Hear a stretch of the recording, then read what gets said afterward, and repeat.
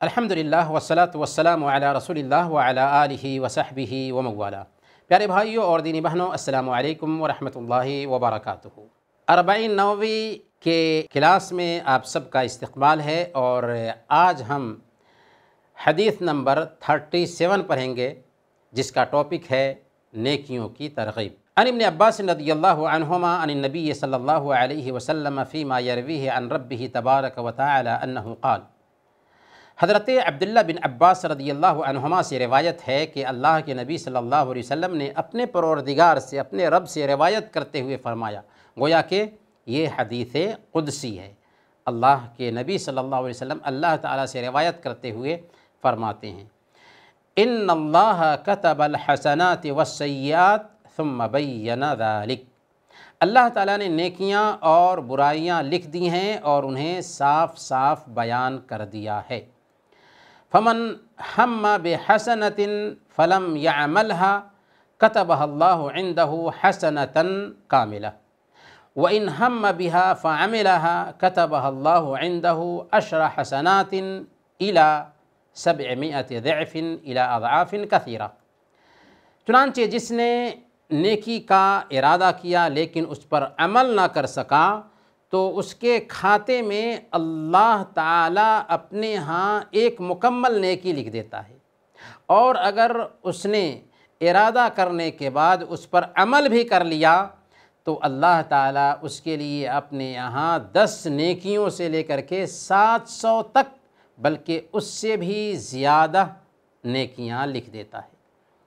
وَإِنْ هَمَّ بِحَسَنَةٍ وَإِنْ هَمَّ بِسَيِّئَةٍ فَلَمْ يَعْمَلْهَا كَتَبَهَا اللَّهُ عِنْدَهُ حَسَنَةً كَامِلَةً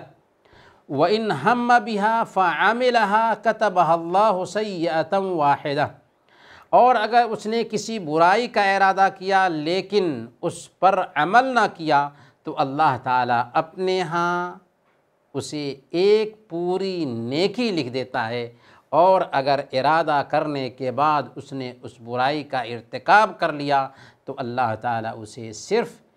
ایک برائی ہی لکھتا ہے۔ اس حدیث کو امام بخاری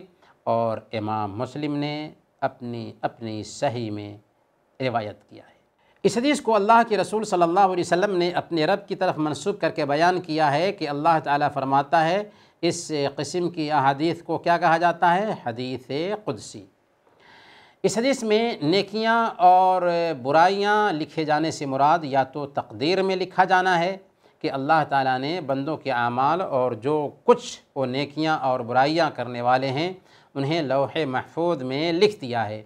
اور یہ بھی احتمال پایا جاتا ہے کہ اس حدیث میں ہر انسان کے دائیں بائیں کندھے پر مقرر فرشتے مراد ہیں جو نیکیاں اور برائیاں لکھتے ہیں۔ اس مفہوم پر دلالت کرنے والی ایک دوسری حدیث بھی ہے، جس میں اللہ کے نبی صلی اللہ علیہ وسلم نے بیان فرمایا کہ اذا ہم بالسیئۃ فلم يعملها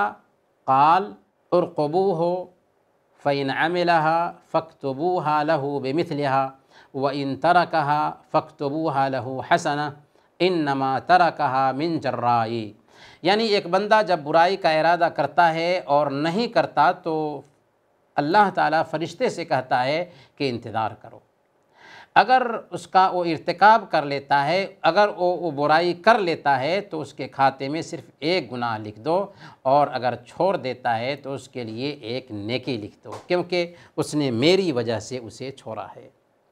پھر اللہ کے نبی صلی اللہ علیہ وسلم نے نیکی اور بدی کی تفصیل بیان کی، چنانچہ فرمایا کہ بندہ جب نیکی کا ارادہ کرتا ہے اور اسے نہیں کر پاتا ہے تو اللہ تعالیٰ اس کی نیت اور اس کے ارادہ کی وجہ سے اس کے لیے ایک نیکی لکھ دیا، صرف ارادہ کی وجہ سے اللہ تعالیٰ اس کے لیے ایک نیکی لکھ دیتا ہے۔ یہ اللہ کا فضل ہے، اس کا کرم ہے، اس کا احسان ہے بندوں پر کہ وہ صرف نیکی کا ارادہ کرنے کی وجہ سے اس کے کھاتے میں ایک نیکی لکھ دیتا ہے، اگرچہ اس نے نہ کیا ہو،